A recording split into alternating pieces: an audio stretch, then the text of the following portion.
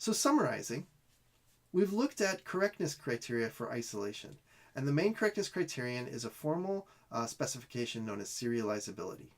In practice, we don't test for serializability, we test for conflict serializability, which is a conservative test for serializability that's easier to enforce.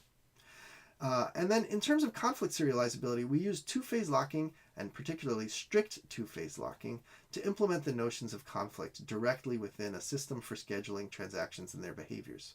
A lock manager keeps track of the locks that are issued and allows transactions to proceed when it's possible and causes them to wait when it's not.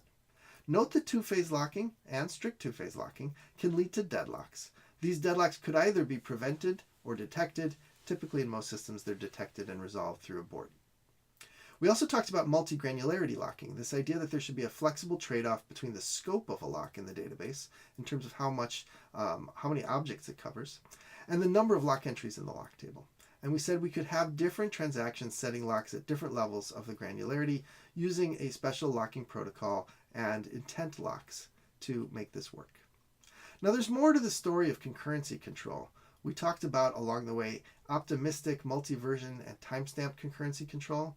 We talked about index latching and phantoms. So these were all sort of cues for you to go read more on your own if you're interested.